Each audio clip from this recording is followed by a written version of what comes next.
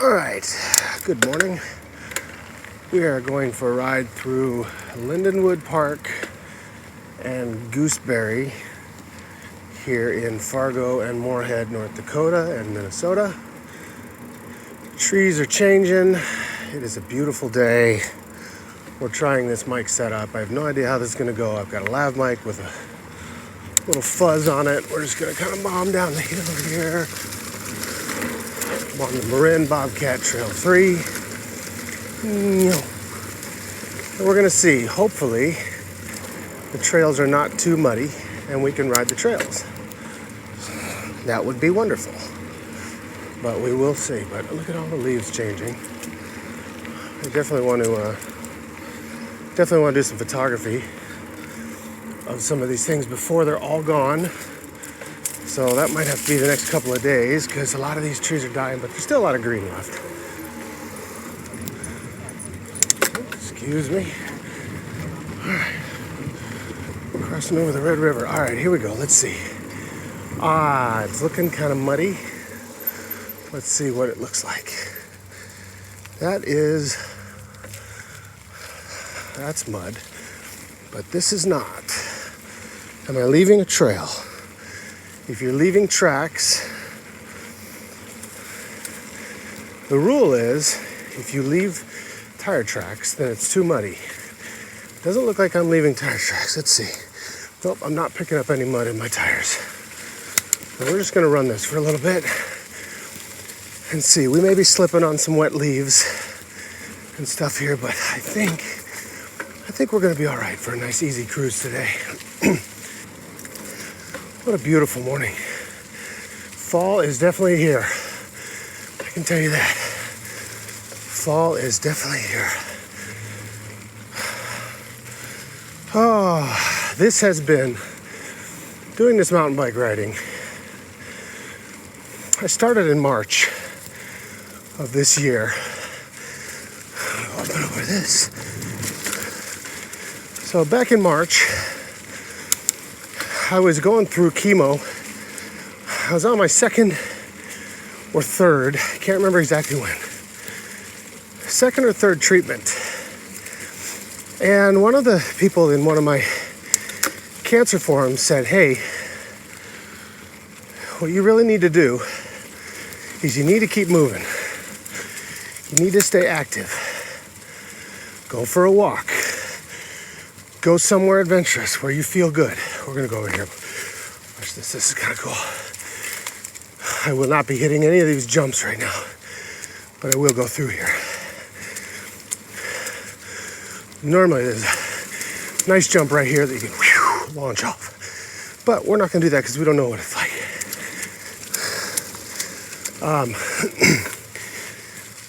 So one of the guys on my cancer forums, actually a lot of survivors, basically said, you gotta stay active, you gotta take control. You have to be in charge of your life and how you're feeling. And you need to go do things. Like go for walks, go for, get your blood pressure up, or get your breathing up, get your heart rate up. Do some things to stay active. So I did. I went for a walk. And the place I walked was a mountain bike trail. And I was like, this is kind of neat. I wonder what this trail is. Right as I thought that, a group of 5, a mom, a dad, and a couple kids, come flying by on mountain bikes. I was like, oh, this is a mountain bike trail. I've heard of these. This is cool. I said, you know what? I should get a bike. So I bought this bike. And immediately, I took it out the very next day and rode some trails. And I fell in love. Just doing this, crank up this hill. Just doing this out in the wilderness like this, and it's not even wilderness. Here's the road right here. But just doing this in this area and being able to not sit at home, it opened up a whole new world for me when it came to, do we drop this? It's a little slick. Yeah, we're gonna drop it. If I crash, it's on camera. We're just gonna drop it right here.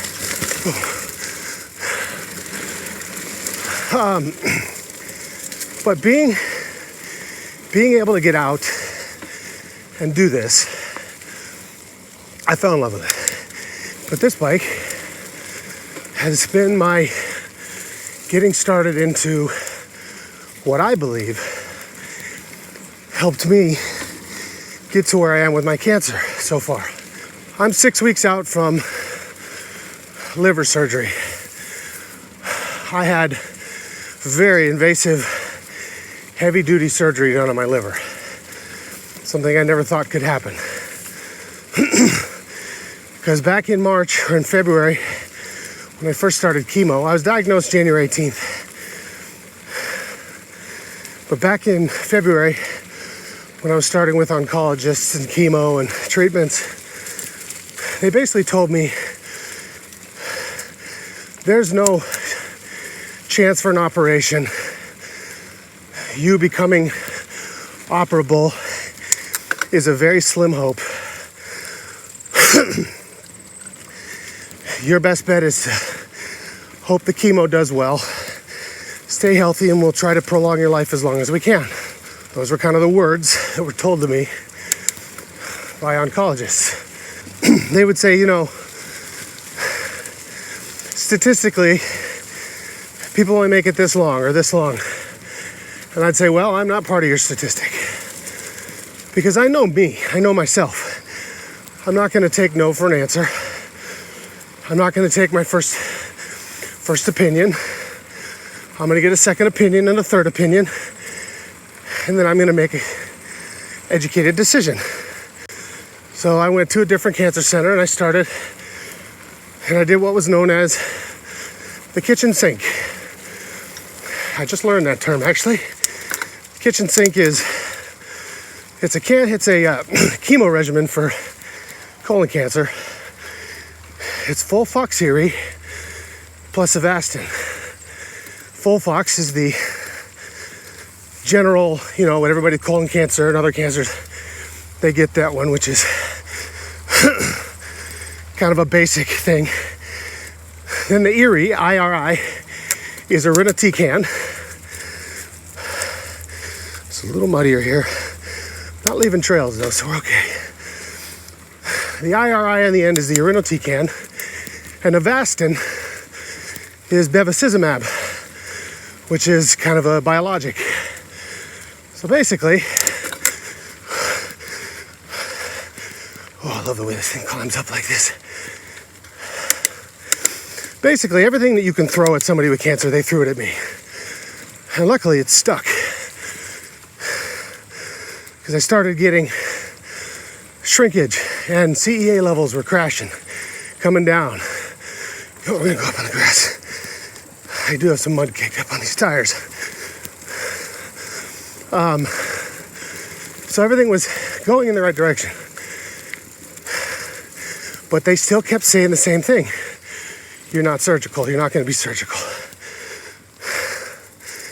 And I just kind of said, all right, we'll see. So then right about my 9th round, or 10th round of chemo. Oh, this could be a fun one here. Let's get up there. Get up there. This is always fun in the mud. So then around my 9th, 10th round, I remember my oncologist saying, what we're going to do is we're going to put you through 12 rounds, and then we're going to back you off to a maintenance dose so that we can see what the cancer does. It's basically known as palliative care. We just wait, and you're on chemo for life. And he said, we just want to, oh God, I hate these words, but I'll say them anyways. We just want to improve your quality of life. Any of you guys out there that have cancer or anything like that, you know how much we fucking hate those terms. Quality of life, palliative care. Because basically it feels like they're giving up on us. So I said, hell no. I even looked at my oncologist and I said, I don't accept that answer. I understand why you have to say it, but I don't accept it. Oh, normally I fly around this tournament. It's a little slick. I said, with all due respect, I'm going to seek out another opinion. And I got in my forums, I asked a couple questions, and I got some great replies back from people. And they said, you need to try to get in with this Dr. Yuman Fong in California. He is the #1 liver surgeon in the world, maybe? I don't know. But he's been doing it for over 30 years, liver metastases. So I reached out, didn't know if I was going to get in. He's a very hard guy to get in with. Told him my story. Hey, I'm a 43-year-old ex-professional athlete. I've got stage 4 cancer. I've done 12 rounds of this, or at the time I was 10 rounds. I've done 10 rounds of, full-fledged everything.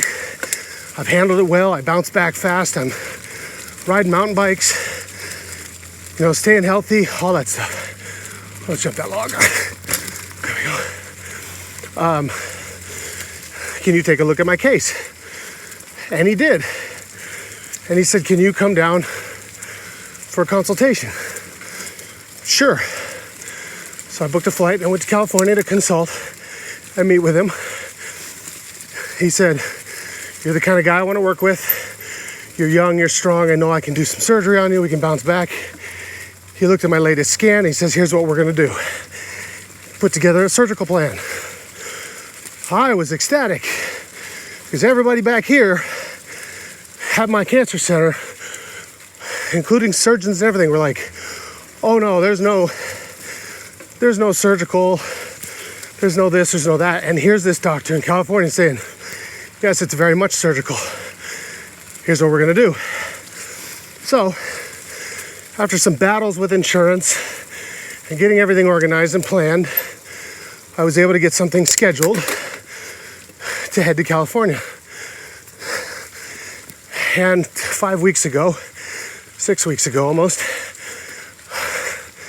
okay, we're gonna take a quick water break and then we'll finish this story. All right, here we go. So, I got everything set. I went down to California and I proceeded to go through about a just under 6 hour surgery where, I should back up.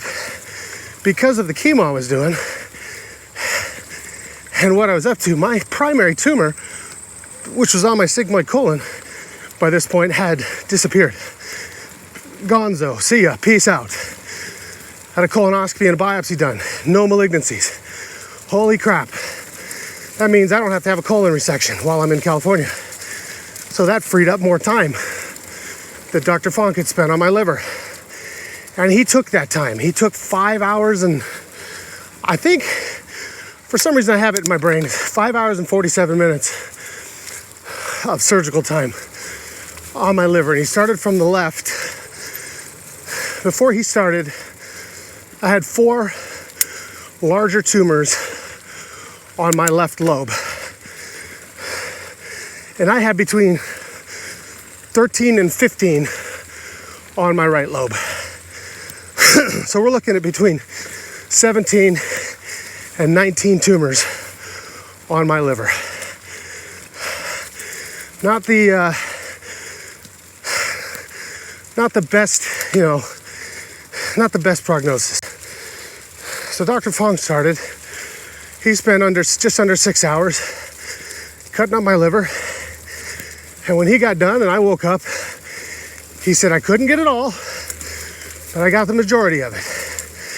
And he wouldn't tell me exactly how much, because, they can't really, because he doesn't know if he missed anything. But he told me, he says the left 2/3 to 3/4 of your liver is clean. And I about shit my pants. Holy crap, are you kidding me? He says, you're gonna need to do an MRI and a PET scan to, verify this once you've healed a bit. But as far as I can tell, that's what we did. Sweet. So I went back after 2 weeks down there. I went back to Washington and hung out at my dad's place and recovered. That's a whole nother story for a whole nother time. Recovery was a pain in the ass. Recovery was, we'll just get into it. Screw it. Recovery was tough. First 2 weeks, I couldn't breathe deep. I was having spasms. Oh, I missed that. Shoot, I should have done that one with the drop. That's okay. First 2 weeks was muscle spasms every time my diaphragm hit where the incisions were. So I couldn't breathe deep. I couldn't cough. I couldn't clear my throat. For someone like me, that comes with a lot of anxiety not being able to do that, because I love breathing deep. As you can hear me coughing up right now because I don't do this enough yet. Get back into it. But I spent about 2 weeks in California, 3 weeks at my father's, until I drove the 16 hours back here so we could figure out what was next. This week, I just had an MRI done on Tuesday. And, I'm gonna slip on this one, I know it. This is gonna be a slippery. Oh no, look at that, made it right up. I'll tell you what, this freaking bike, man. Had an MRI done on Tuesday. I was waiting all week. I got the results back, but they were the findings. But I don't question or assume to know what anything means until I talk to doctors or radiologists. So I just kind of let it be for a couple of days. And on Friday, I went and met with an interventional radiologist. And we looked at the scans and the results together. And he said there are a lot of anomalies in, give me a second. There are a lot of anomalies in the MRI scan. A lot of things showing up that he doesn't have answers for. Those things have to be corroborated by my surgeon in California, which we are working on now.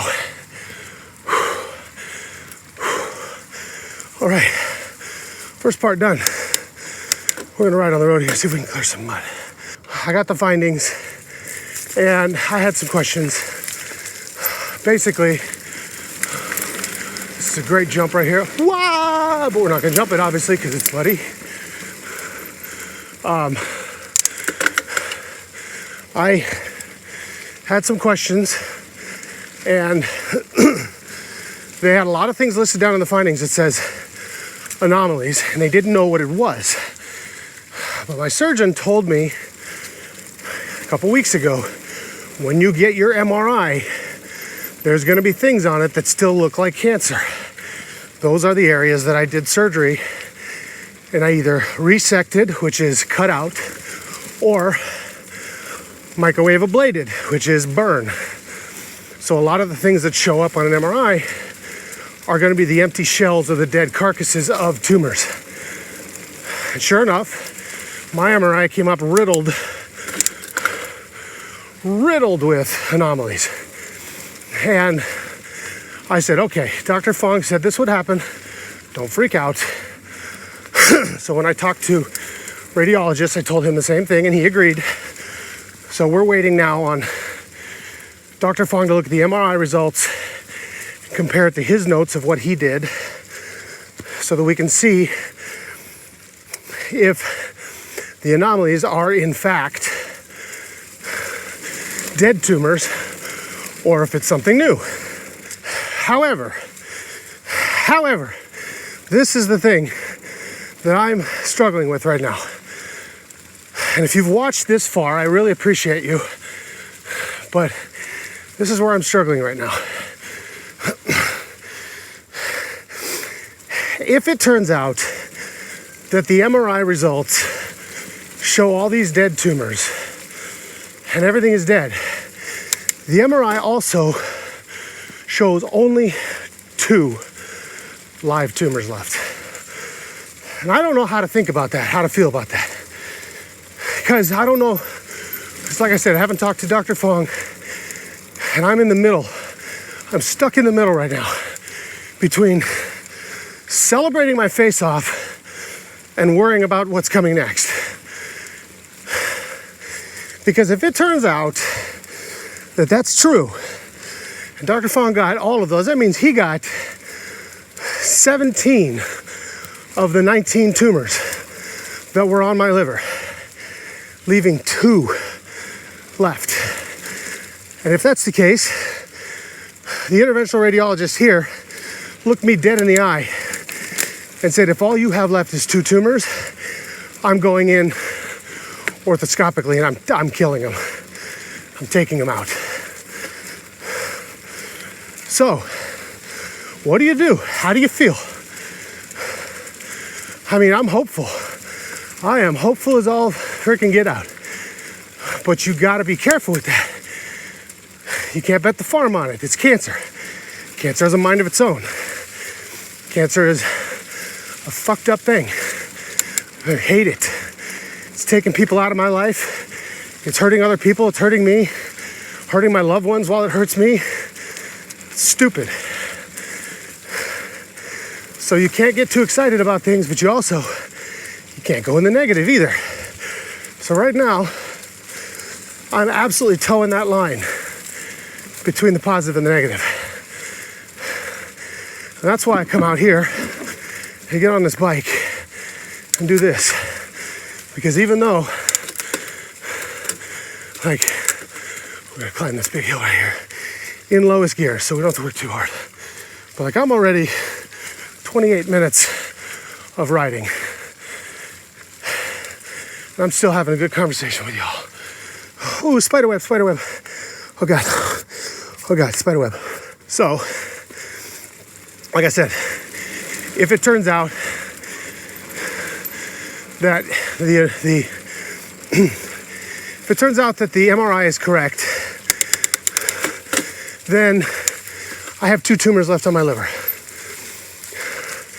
In which case, if he goes in and microwave ablates those, there's a possibility. There is an absolute real possibility that I'm cancer-free by the end of the year. Being it's the October 2nd right now. Oh crap, I hate this hill. Here we go, we gotta make it up this hill. We're not gonna cheat. We're not cheating, we're going all the way to the top. We're not cheating, it's slippery. We're gonna make it. Oh, we made it. All right, we made it. We made it. Love this. The big bike has a better low gear, but this one works really well. Again, different hill, bomb. Oh, don't slip. There we go. Now it's easy.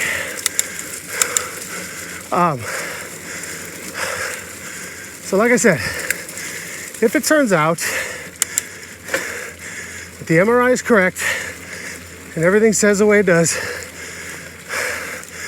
then there's a real good chance that I'm cancer-free by the end of the year.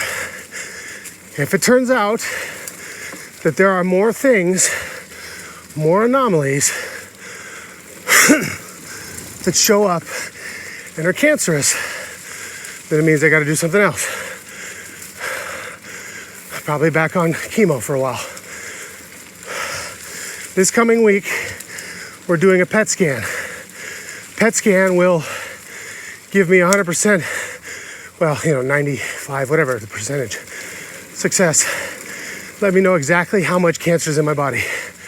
Because the way they do a PET scan, for those of you who don't know, they inject you with a radioactive glucose